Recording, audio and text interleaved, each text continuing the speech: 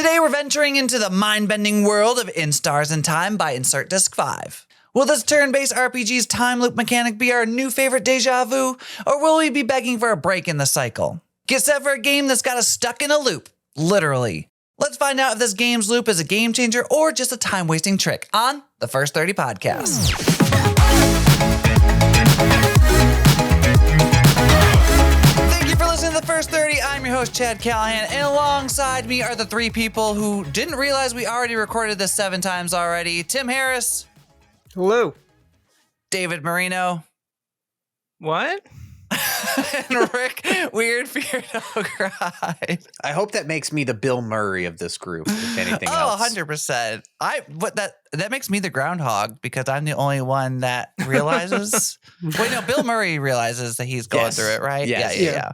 That's fair. What is the best time loop, time travel movie? Do you have any that you go for? Time travel? I guess it'd be Back to the Future. I mean, it's not looping, but it's time travel. Okay, I would say that's my favorite. You have like Happy Death Day. You have Never saw it. That's a good one. You have Happy Death Day was pretty fun. Oh, that one Russian doll show. What? You haven't seen that one?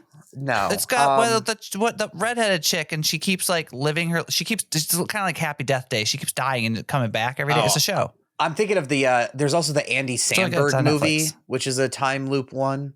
I don't know if I saw that one. I feel like that's a whole subgenre of movies. Though. Like looping? There's quite a few out. Yeah, Looper. I actually don't know what Looper is about. Is that what it's about? Actually, I have no idea. No. I've never seen it. Yeah, no, there's what's that one with Tom Cruise? Edge of Tomorrow. That's Yeah, the obvious. Oh, Edge of Tomorrow was choice. so fucking good. This must Yeah, be a that was, genre that I skip over because I've not that seen one's any great. of these movies. Edge of Tomorrow was really good. The only other That's one that my I throw answer. in is Doctor Strange. Just because Dormammu I've come to degree, bring. yeah. That's fun. That's a fun moment. Yeah, he But has it's, his it's moments. such a small part of the movie. Yeah, it's not entirely based on it, but yeah, it's still important to the plot. So I think That's we could true. throw it in there. I don't know. Anyways, I still think time travel movies are over looping movies. I don't know. I mean, find it more interesting. Probably, but like, yeah, if we're including time travel, Back to the Future wins for me too. But 100%. yeah, I actually can't think of another time travel movie that I like What? at all. What? What other ones are you thinking? What other ones can you think of? oh man, Of time travel movies? Just like the concept of time traveling? Well, yeah, like any like that are actually good and don't have those like situations where you're like, that's kind of stupid. Yes, they're like it feels like there's a billion time traveling movies. I feel like there is, but I can't think of any, which makes me think that remember they're not good. I Interstellar. remember liking The Time Machine. That was okay. The God. Time Machine. Oh, I do remember liking it, but I couldn't tell you anything about it. Honestly. Interstellar was phenomenal. That was not just okay. That was a great movie. That's absurd. Or you have the Butterfly Effect with Ashton Kutcher. That was a good one. The Martian. Source I never saw The Code. Martian Source or Code with that Jake one. Gyllenhaal. Planet of the Apes. I forgot about Source Code. Yeah, Come on, Chad. You are the same person as my wife. I'm just gonna have to sit you down Those and were be great like, people. No, That's what you're saying. No, you guys haven't seen shit when it comes to movies, and we're just gonna sit down and be like, look, here's movies. Now We we're gonna gotta watch catch them. you up. I don't know. I like certain movies. Like I feel like I'm set in my ways of movies. I've always kind of been this person, so I'm sticking to what I know, and that Fine. is Back to the Future's best time travel movie, Oh, hands okay. down. Done. That's the end of that conversation because we're going to play a game. Dave is going to take us through our version of Two Truths and a Lie. Yes. So what we've done is each of us have chosen. Chosen. Picked. Picked. Yeah, that's good. Yeah. Picked. We've each picked 3 games. 2 of them are games that we really like, possibly some of our favorites, and one of them is either one that we don't like, is like we think is a bad game, or it's just one we don't care about. It's like whatever. I played it. It's out of my head. Yeah. So I'll go first. Okay. And then I guess we'll go around according to my screen. So we'll go Chad, Rick, and then Tim. Sounds good. Done. First up, Little Inferno, a fireplace simulator where you buy items to burn them to earn money to buy more items to burn. Okay. All right. It looks Cube very. Escape. Hold on. I just have to say, this looks like Salad Fingers the game. A little bit. Okay. A little bit. Yeah, they have that art style. Cube Escape Seasons, a surreal point-and-click game where you just have to leave a room. Okay. And Outlast 2, a Ooh. first-person horror game where you must use your camera to help escape the horrors of a backwoods cult. All right. So I have an assumption immediately, knowing David, of what the lie is. Is it Outlast? Because the I feel like the battery system is something that would really annoy David. It is. as it goes on. Yeah. I want to say Outlast because I don't know the Cube Escape. I would try to look up. I couldn't find it, but that seems like it would be one of those weird old games that Dave would just be like, "This is fantastic." They're and just escape great. rooms.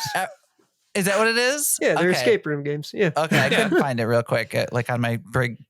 So yes, it is cursory Outlast 2. Actually, I didn't. Knew it. Outlast 1's pretty good. Like, I don't mind it. But for whatever reason, Outlast 2 was just really Slow. boring. It's not. Yeah, as good. it's slow. It's not. It's definitely slower. It's boring. Like the camera mechanics didn't bug me. The batteries, the night vision, like whatever, that's all fine. But just like, I don't know, the environments didn't do it for me. Just Fair boring, enough. lame. All right. Yeah, Yeah. I feel you on that one. I All didn't right, hate Chad? it, but it's definitely slow. All right. I'll preface this that all three of mine are some type of quirkiness to it. So I feel like we all know that I tend to like things that are just a little bit goof in my game choices. just a little Fair goof. enough. Just a little goof. All right. So my first one is Untitled Goose Game. It's a lovely morning in the village and you are a horrible goose. End. The next one is Yakuza Like a Dragon. You play as a low-ranking Yakuza grunt left in the brink of death, and you find this trusting man, and you have to pick up your trusty bat and you'll crack some underworld skulls in the RPG style. Very quirky, very fun, very amusing. It's got like that. I don't know, that just quirky, funny stuff. I try to All keep right. it fast. Satisfactory, a first-person open-world factory building game with some exploration in it and combat. Not to say that it doesn't have a lot of weird moments where like monsters just come out of nowhere and some graphical issues here and there, but it's quite an interesting exploration, alien planet kind of stuff. Okay. You have to like essentially like make your planet automated kind of things. Those are my three. Very good game. I am at a loss here because all three of these are great. I'm not saying that none of. Okay, I will say none of them. I will say I completely hate. One of them just not my type of game. I'm just the factory debating one, which one. like the Factorio building. I don't know, Yes. because Chad loves Minecraft. He loves just doing He does. stuff. Yeah, but if I it's played like Satisfactory. if it's overly complicated, I feel like Chad is just like click, Yeah. and trying to get I did through play it. that game with him. So did. I don't know. Ooh. But did I I like don't know. it? That's a good Have I question. played it Mike. with you We did- since? That's a No, good we question. haven't. So I think I have a hard time believing you don't like Yakuza. I really do have a hard time believing that. I'm I'm pick kind of leaning Satisfactory. towards that one. Just because it's I like knew this was the gonna be the hard. red I was worried herring. that you'd pick it right away. I'm going with the Factorio, whatever it's I'm called. gonna one. say Satisfactory? Yakuza. All right, Tim, what are you saying? I'm gonna pick Satisfactory just because we have never played it since, and Okay. I actually thought that was pretty cool. It was lacking in some areas though, so maybe it made you bored. Maybe. The true answer is David is correct. It was Yakuza. No way. That game is the epitome of RPG problems. It literally is every 10 seconds is a 2-hour freaking cutscene. And I get it. You have to get through it and you can finally get to like long gameplay. But it's just, I watched Kiefer play it and I wanted to I was like, am I watching a movie? Like, are we just watching like Netflix right now? And he's like, no, I've just been sitting on this cutscene forever. I'm like, so unfortunately, if I could just skip all the important stuff, I would probably really like the game. I really do like. If it was just an anime, I'd love it. I think is my point. So, Okay, fair enough. all right, Yeah. All right. All right, my category is obscure PS1 JRPGs. Ooh, nice. okay. Okay. I'm really into this. So me and Tim might actually know these. All right. My first one is Alundra 2, a standalone sequel to the first Alundra game, to where you are a swordsman and you have to defeat a powerful sorcerer named Mephisto. My Okay. second one is Legend of Legaia, where you are giving Ooh, if you hate this Rasuru, one, I'm coming at you. and you have to be able to go and get rid of the mist that has taken over the world. Or Brave Fencer Musashi. It's an action role-playing video game. That's a good one too. Published by Square, and it's in the all-you-can-eat castle against the Thirst Quencher Empire. Yep, the All right. all-you-can-eat kingdom. That's the best. I'm gonna tell you right now. These are all okay, good picks. I'm gonna tell you right They're now. It all better be great. Alundra because that's the only one I don't know that well out of the three. Alundra is a story. good? Listen, like there's It's Vagrant good. Story, there's Alundra, and there's Breath of Fire are like the original, like true series of JRPGs. Yeah. Fair.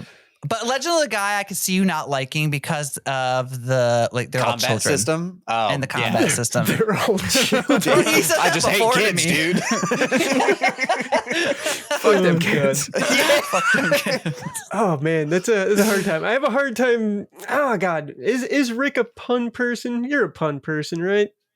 I mean, they have to be good puns, but yes. Okay. So does Brave Fencer Musashi drive you insane then? Because it's just Oh, that puns is very the game. punny. Actually, Yeah. okay, so I don't know anything about any of these games. Obviously, I'm not a JRPG person. Yeah. But I'm going to say that it's Brave Fencer Musashi just because it's going to be really funny if that's it, because Tim fucking loves that game. He does. It's one of his favorites. Between that Oh, and Legend God. of Legaia and what's the other one that we used to play all the time? Oh, Legend of Dragoon. Oh, Legend yeah, of it's a good one Dragoon's too. great, but Yeah. that's you put that on there and they just go, oh, obvious. Everybody likes that. Yeah, Cross it off. I know. I'm gonna pick Alundra 2 as the odd man out because it is my least favorite on this list. Same. I'm gonna go with Alundra.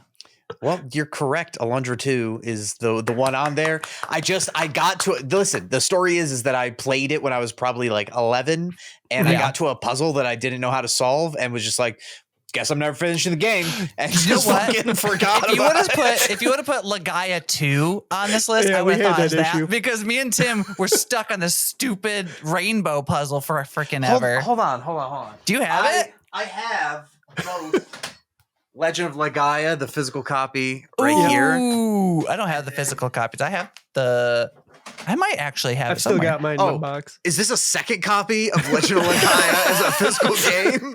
I just hold on. Where is the? What else we got there? Oh, we got I Brave have- Fencer Musashi in there somewhere. Yes, I have Brave Fencer Musashi, and that's the one that again I just looked up was $222 It's a lot. on Wow. on Amazon. Yeah. Wow. And if you open, those by are the way, you open the copy of Legend of Legaia, the physical one, in the 200 front, discs. it's Legend of Legaia 2 for the PS2 inside of there. Which definitely a downgrade from Legend of Legaia, but an okay Yeah. game overall. all right. I'll say Yeah. it's No. okay. It's definitely a Except- step no. down. Anyway, sorry, Tim. What Oh, are your God. games? All right. So my games, we're gonna start it off with a little game called Humankind. It is essentially a game where you get to rewrite the history, the actual history of our planet. Oh, It I is have seen this. Yes, essentially you move forward through the game. It's like Civilization, but as you progress through stages of development, you choose civilizations that have existed and get bonuses based on that to continue growing your empire. And you can basically mix and match empires and create your own, fancy empire that never existed, basically. Okay, I'm going to say this. If you don't like this game, I don't know you. Because that sounds exactly like a Tim game to me. Like it was Civilization plus politics and extra Yeah. crap on top of it.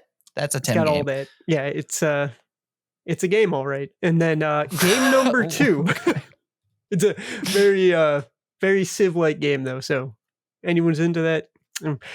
Game number 2 is going to be a roguelike dungeon crawler where you literally if they added rhythm to this game, it would feel right at home. But essentially, every step that you take in this game is going to heal you, and then you're going to power up by moving around the map as it's revealed one space at a time. And there's enemies hiding around, there's power ups hiding around, and every obstacle you get is going to get you bonuses and all kinds of fun stuff. It's very quick. You can do one level at a time, come back out. It is called Desktop Dungeons. Very different kind of game. If I'm I don't going know to if put I've it seen out this there. one. Yeah. The way you were looks like describing that, I thought you were going to say Loop Hero. Minesweeper? Oh, I thought you were gonna say Minesweeper. No. It's It looks like its own Minesweeper a little little bit. dungeon crawler. It's Okay. yes, and you always choose a different class every time you go into. You can unlock all sorts of classes, and each class plays very differently. There's spells, there's melee, there's ranged, all the cool stuff.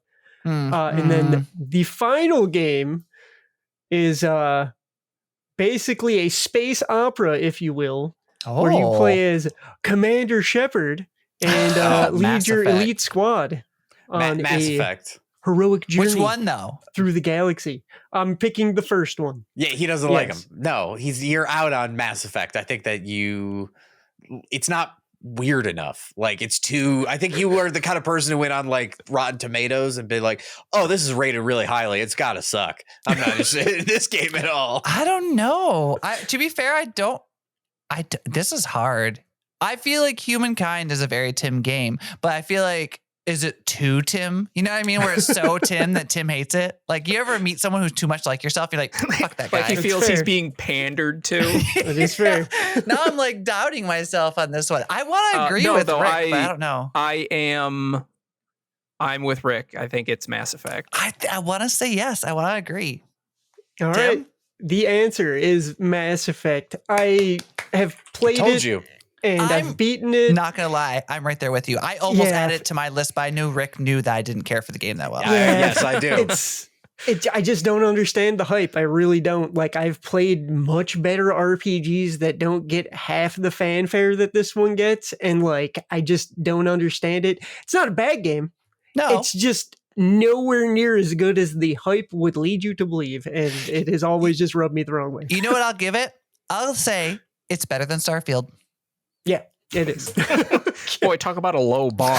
Yeah, really. Like, why would you say something so brave and yet so controversial at the same time? Oh, well, I'm happy. There's a lot of good games for people who haven't played some of these on there. Again, I don't think there's any bad games on here. I think all of our choices were just games that just weren't for us, the ones that we didn't like, quote unquote. So if anyone's interested, go check those games out. And the ones that we definitely like, definitely go check those ones out. But today we're playing a looping RPG where you want to kill yourself literally and figuratively. This is In Stars and Time.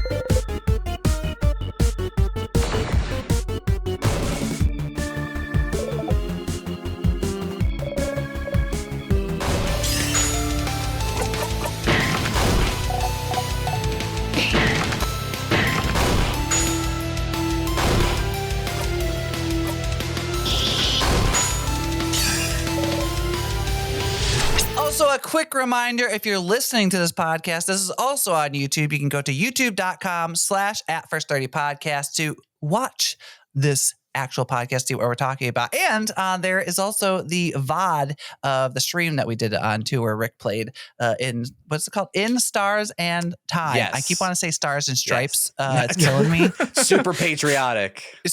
Yeah, it feels very patriotic. But first, I want to talk about the art style in this game, because when we first looked at this, all of us collectively had an idea in our head of a game similar, at least as far as like, I didn't want to say the art style, because I don't even want to say the art style is that similar. But the fact that it's black and white, and the fact that it puts it in like 4:3 ratio, Undertale. So it when I first saw it, I assumed this was going to be very Undertale. It's like an Undertale wannabe, but it really kind of, once you start playing it, it does kind of set itself apart. Rick, do you have like a comparison, a better comparison than Undertale? Well, I mean, it's like, again, Undertale is done Very pixely. No, I'm looking at the year. It's 2024 now. Undertale is like 10 years old at this point. Damn. Like, yeah, exactly. It has I wouldn't say it's the art style that's copied. It's the vibe. Like, if you went off straight maybe vibes that's more it. than anything else, because you get like kind of a Steven Universe look from it. It's definitely way more updated than something that like Undertale looked like. But I think that it also had, we pointed out while we were playing it, there's like, Dragon Quest influences on this. You've got some like, early Mother or Earthbound type influences on the characters and the text boxes and stuff like that. And it's like, definitely those combat screens. yes, it's great. Like, I don't think it's, to support what you're saying, yes, I think it stands on its own. It doesn't look like it's a rip-off of anything, but more so like, hey, this is a person and dev team that obviously likes, the genre and paid homage to a lot of the kind of like behemoths that are in the it's not a JRPG, but just like kind of like quirky RPG category. Yeah, I think there's a lot of those quirky RPGs that are out there that's definitely, like you said, taking inspiration from. Although one thing I was very impressed with, and this is kind of going on a tangent here, is that they have some references in this game. They're just like off the wall, like the crab reference. So we had a whole ass conversation on the stream about, but like, I don't understand, but like without going into detail, there's like crabs are inevitable, and then you guys had to explain to me that all sea creatures will turn into crab eventually, and apparently that's a thing, and I don't know. Carcinization. Like, whatever that word is, but like, why? Like, if a child's playing this game, I didn't know that. Do I expect like a 14-year-old or under to know that? I don't think you need to. Just the line "crabs are inevitable" is funny on its own. I guess. Like, you don't need context for that. Yes, I'm a person. You know me. I love context, David. I mean, but think of all the children's shows out there that throw in adult humor, especially back in the day. Yeah. Like, the kids That's ain't getting different, that. They're though. going to still laugh at the joke. A but they don't SpongeBob get it. reference is usually like a sexual reference, and it's like, oh my god. But this is like literally like a very specific scientific reference that like even adults don't know. I guarantee I could survey 100 people on the street and maybe 2% would know it. That's all I'm saying. But the fact that you three all knew it is actually statistically astonishing. Anyways, going off the beaten path here. Is there anything else we want to talk about the art style? I think too, when you bring up the Steven Universe comparison, I think it's adjacent to that, or maybe more broadly, the dreaded Cal Arts critique. Yeah, if you know about Arts? that discussion. Like, but okay, so like Chad, if you were to go on Cartoon Network over the past like 7 years, right? Okay. All cartoons sort of have the same general look to them, like Gravity Falls characters, or like there's different styles of animation, right? You have the Gravity Falls type character, you have like the Bob's Burgers style characters, right. and then you have the Family Guy style characters. And like the Cal Arts are the reason that like all Pixar movies look the same with their characters. It's a style. And so this is like in that kind of same what cartoons look like at the current time. But I think it definitely, it goes in and out to a certain degree, because like Bonnie, our little tag along sidekick character, like looks straight out of Steven Universe. But then the main character, Sassafras? No, what was the main? Syphilis. Sifrin. Sifrin reminded me heavily of has anybody seen Meffles on YouTube? No. The main character looks a lot like this. Oh, yeah. Oh, cute. I do like that. What's that? Meffles? I'm Googling. Yeah, they're a creator, and they make looks fun like little cyanide animations and on YouTube. happiness. Yes, a little bit. I could see that a little bit. But yeah, I mean, it's like, I think the vibe and everything, because again, like we should give an overview of what the game is. The game is an RPG in the style of, I would say, Earthbound. And what ends up happening is that you are stuck in a time loop trying to kill a king that's like freezing people in time. And so each time the time loop, you can do things that are a little bit differently and influence it. And you can loop back into different parts of the story to maybe make different choices or find out different information that you didn't know you needed. And I think that fits with the art style, because had they gone super realistic, it's already kind of it's a goofy RPG trope to begin with. If they had taken themselves seriously, it would probably be bad. So to have an art style that's cute and fun while also having like a lot of humor in it, I think it strikes the tone that it needs to. Also, there's like a slight tone of sadness on a couple parts, because like the one sister of one of the characters is frozen in time, and they make I don't want to say light of it, but they kind of reference it quite often. And you could tell like there's a little bit of pain there, but like the fact that it's cartoony makes you feel like, well, you think that hopefully that there's going to be a solution, and after you kill the king, that's the end of it, and like she'll be back, like that there's like gonna be that, but maybe not. We'll see. Maybe not. I'm gonna assume probably not, because I still like, if we take the Undertale vibes a little bit further, I think the story's going to kind of People are play dead. out that same way, where it feels all delightful and happy at first, and then it just takes a dark turn. I feel Well, like even that's coming. dying. I could be wrong.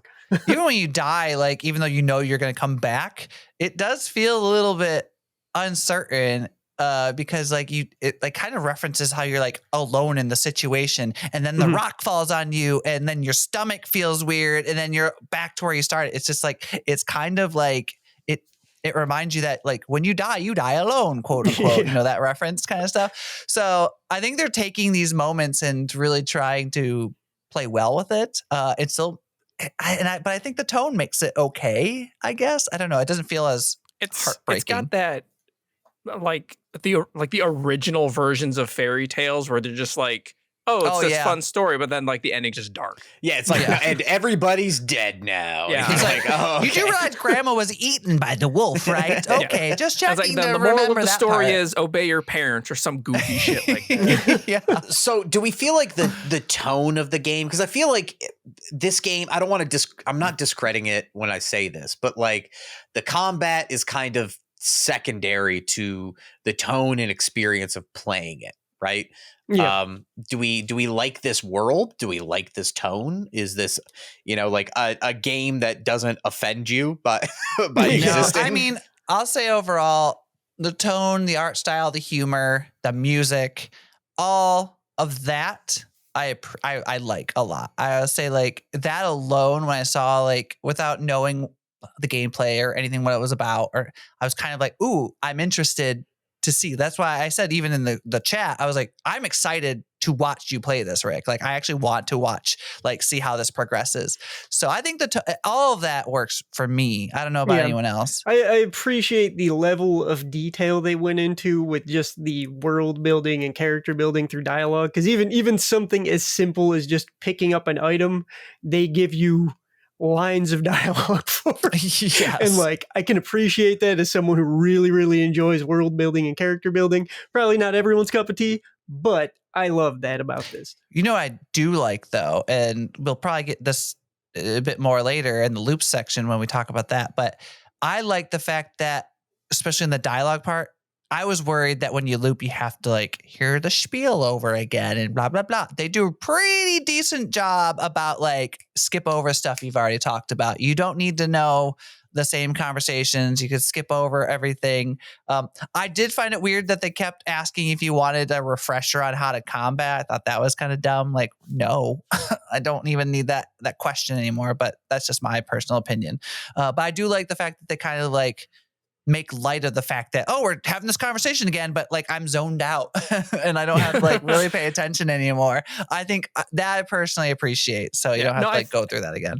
I think just like that moment in particular, that zoning out is really indicative of the kind of attention to detail that this game has. Because they could have easily had it, oh, I've been here before, skip the dialogue. Like fast forward button, skip it entirely, something. But the fact that they contextualize it as your character's just like, okay, I've been here before. Yeah. And you just like speed through everything. Like it's that little extra bit that makes it, you know, feel like that you are a part of the world. And for those who want to see some of our older collections, we just posted last week Wizardom, not Wiz or Dumb, Wizardom. It's all one word for some reason. It feels weird to say out loud, but we posted that game. So if you want to see what we think about that, that was last week. You could check that out. Also, the VOD is on our channel, as well as the VOD for this on YouTube as well. So go over there at youtube.com/@First30podcast. But we need to talk about the battle system. Like Rick, you mentioned earlier that it was kind of secondary, and well, how we feel about that, I don't know. I'm kind of personally on the fence about it, but let's can you take us at least through what like the battle system is? Because it's kind Yeah. of unique. So again, it's like any Earthbound game. It's JRPG. You can pick like fight, magic, guard. Yeah. But it all revolves around a rock, paper, scissor mechanic. Instead of having like elements where it's like fire beats ice, ice beats lightning, lightning beats fire. It's Yeah. just they simplified it. They were like, that's too much. Just make it rock, Yeah, paper, scissors. just 3. We just need 3. And it's I also find it interesting, the enemies as they're drawn, they show their hands Yeah. in the image, and it tells you if they're like a paper boy. So then you use scissor moves to kill them or whatever. Like again, the easiest way to say it is it's serviceable. I don't think anybody is going to be like in 7 years, hey, do you remember that fighting mechanic system where they used rock, paper, scissor? But for what it is, it's just to get you from plot point to plot point, right? Like it's to put an obstacle in there so you're not just dialogue the entire time. It's fine. It didn't bother me. Like, we understood it pretty quickly. And I guess the one enemy that we ran into at the end, which was like a floor boss or whatever, rotated between one moment he's a rock guy, and so you have to use paper attacks, and then he changed to scissors, so now you have to change to rock attacks. Like, I think later in the game they might do more with it than what we saw. But again, I think like whether it gets really, really good or not doesn't make this game a good game or not, because it's all about vibe. Yeah, I think there's going to be more to the battle system as we go forward, just because like even with the initial stuff that you get, there's already like buffs and debuffs in place, and we have to manage our cooldowns and stuff like that. And like, I don't know if it's ever going to become strategically necessary, but you might have to balance how your combo works because there's a combo system in place. So like, it has room to get like more advanced, but it's definitely, as Rick said, 100% something that you're not going to be writing home about. And when I saw the rock, paper, scissors thing, I immediately thought like, oh, you literally just pick rock, paper, scissors, and that's like the entire game. I will say it's a little bit more expanded, that there's like rock type attacks, there's scissor type attacks, and then there's more like there's more like buffs and debuffs that like are more like generic. They don't have like a type or anything like that. Well, they have those other ones too, where you could like, you'd skip your turn, but it would make the next person to attack, it would give them a bonus for you not doing any damage. Yeah, so it gives you some options there. So like, there's more than just the rock, paper, scissors system. I think that's just a crutch they're leaning on for like simplicity. Yeah, and it's also because there are 4 playable characters. Like, you have a party of 4 people, so it's not just one person who's like, she's a scissor type and that's all she does. You have like different people with different archetypes that are in there. And are we gonna get through this without laughing at scissoring jokes? Is that a thing we can do? It's impossible. Nope. Not the entire stream with me holding my tongue, and we didn't get through it. I'll tell you, this game's pretty fucking gay, man. Like, this is a very gay game. The Republicans are going to hate it because honestly, there's like talks of pronouns and things like that, and even like the god, or I don't know what it was, like the Stardust, the Stardust, or the Loop character is very interesting because like they reference themselves as, was it the Loop that says that they were they them? Yeah. So it's very interesting that they're introducing themselves with pronouns and stuff in this. So that was even like one of the first houses we went into. We talked to that one person and was like, "Oh, this is my wife. She's frozen in time," and like they were a gay couple. Oh, I didn't catch that. I was probably talking over that moment. You were. In the middle of it, I said, "Oh, gay, Chad," and you were just like, "Oh yeah, duh." Story? Fuck this. Yeah, no. It's me and that meme that's throwing a plate across the room. So it's always sunny. Yes. Yeah. But yeah, so I mean, the combat was fine. I think the other main mechanic is the time loop one that you mentioned, to where it counts how many loops you go through. So I don't know if it's like going to require you to do X number of loops, but every time you go through, you find memories, and it's like you experience a thing and then you get an equipable item of that memory, and then you won't have to redo it. You essentially Yeah. own that memory from then on. So, that's their progression system in this game, is that you unlock different locations for the loops and you go further and further and further every single time. But then also you do unique things like the first time that you die in the game, a giant boulder like falls out of a ceiling and crushes you. And then you wake back up and you have the memory of being crushed and you're like, okay, so now I don't have to do that again. So I believe that like one of the things that you'll end up having to do is find all the different ways to die. Or, that like banana peel, I'm waiting for it. That's It's, what I'm it's saying. coming. It's coming. I think it was fine too, because it's like it wasn't memories just for dying. It was also memories for like, oh, you had a conversation with this person about keys. Now you have the memory of keys. You can find out where keys you found before are. So I think it's a way of making it so that it's not just the thing that you were most afraid of, Chad, which is a time loop game where every time you loop, you have to do the exact same thing over and over and over again. Which is it's the rogueliteness of that idea that really made me anxious when I found out the idea of the loop. The best part about it. Roguelites are not the same, sir. How dare you? I know, but like the idea of looping is very roguelite. In our hearts, they feel the same. Because you know how me and David personally feel about roguelites. So like, I know. it's hard for me to get past. But the one thing I really liked, and because at first I was kind of slowly getting over it once we got the idea of the story, like where we could zone out. I was like, oh, okay, fine, whatever. This speeds up the loop a little bit faster. But when I found out that you can choose where to restart, like as depending on how far in the progression you are, like so you don't have to start at the village. You can go to the middle of the castle or wherever it was that we were inside. Like I was like, that I love. I love that so much more than just being like, okay, well, all right, we're starting from the very beginning. We have to go through the village. We have to walk back up to this, like the castle. We have to talk to the people. We have to sleep in the bed with a guy and he's going to like not tell us he loves us or whatever. All that stuff. I was just tired of like getting, seeing it. But once I saw that, I was like, yes, okay, this is a loop I can get behind. Yeah. Now, does that change your mind knowing that you are going to have to go back to the village still sometimes? Because in order to solve puzzles, you're going to have to go back sometimes. That's different because it's about a puzzle mechanic. Okay. Like, because in my brain, the way I figure it is like, oh, so-and-so said that. It's no different than Resident Evil and be like, I found heart key, go back to heart door. Like it's Fair the enough. same mentality of that versus it being like, I'm forced to do it every single time, no matter what.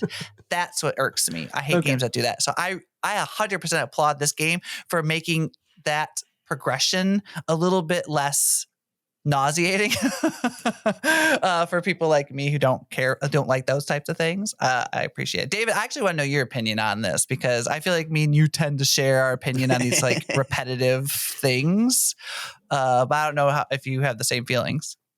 Yeah, basically, I think it's really nice that once you get to certain milestones, I guess you could call them, and you can restart closer to essentially where you left off. So like, oh, I died, but I wasn't done like exploring that floor. I can go right back to the castle. Or you explored the castle and now you need to go back to the town. Like, okay, I'll kill myself, go back to town, get that, go back to the castle.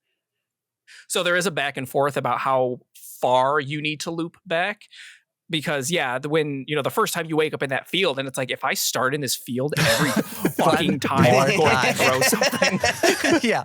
I thought the same thing, but like that literally changed my opinion of this game the minute that we saw that. So I will 100% say that. And one of the other things too is that it uses save points as like time freezes. So if you level up your party members, when you go back in time, it's supposed to be like, oh, only you retain your skills and experience and everything like that.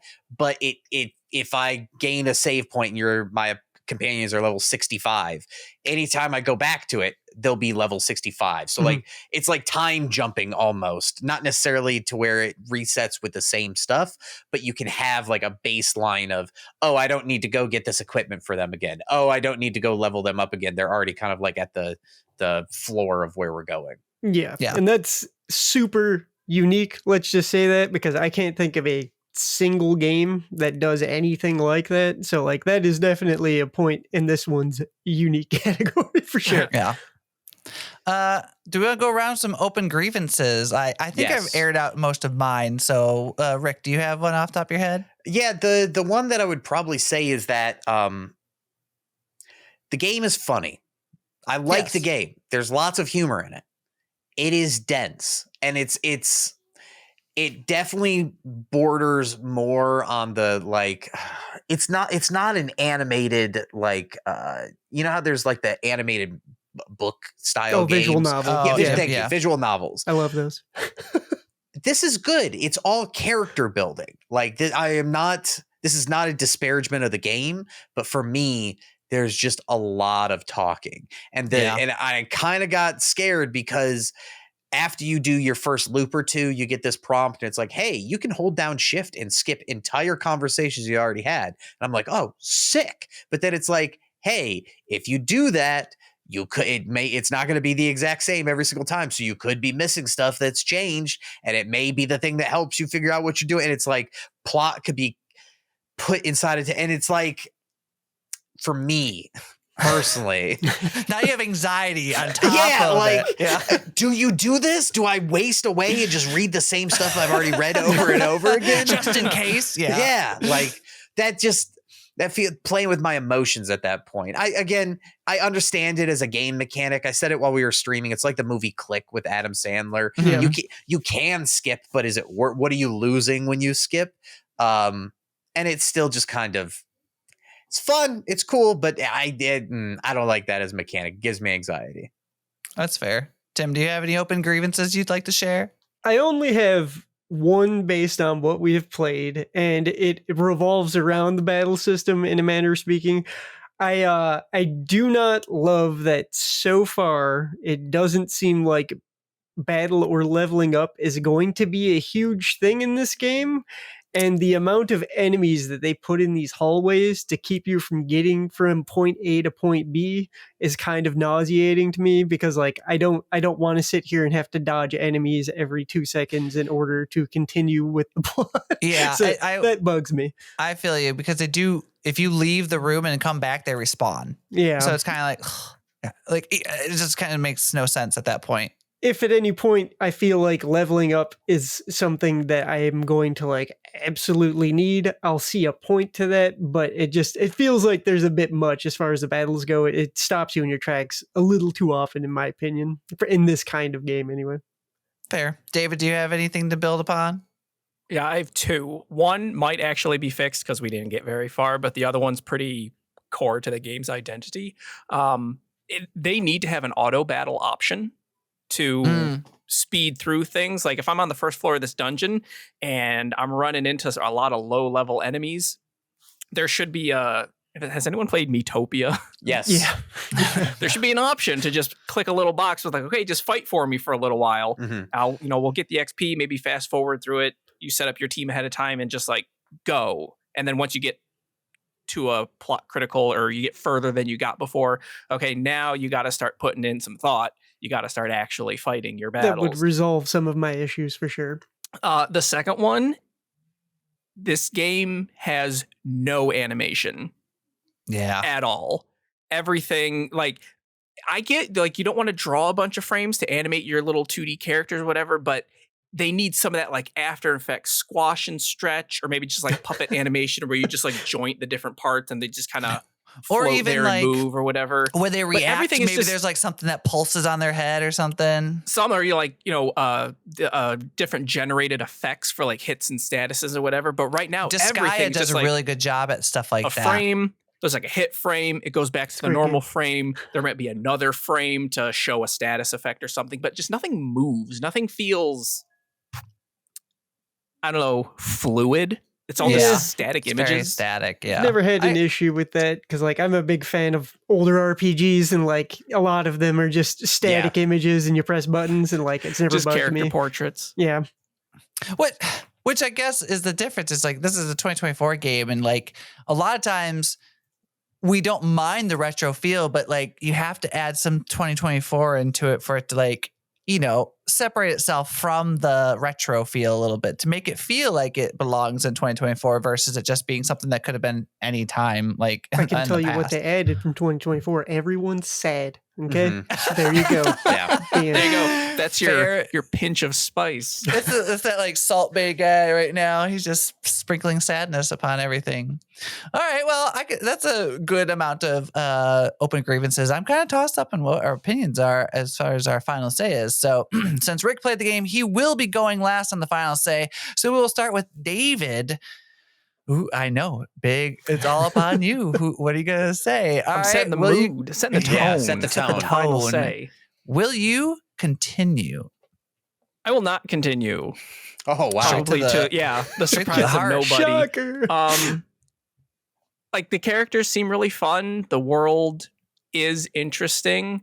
I cannot play menu games. Like Yeah, there's you're no not an RPG there's no person in active general. gameplay to this. I don't mind RPGs or like the Western style RPG where you're actually like playing the game, like you can move around and Damn. do stuff. Yeah. But this like static battle screen where you're just selecting, oh, I'm going to do this, and like it does damage.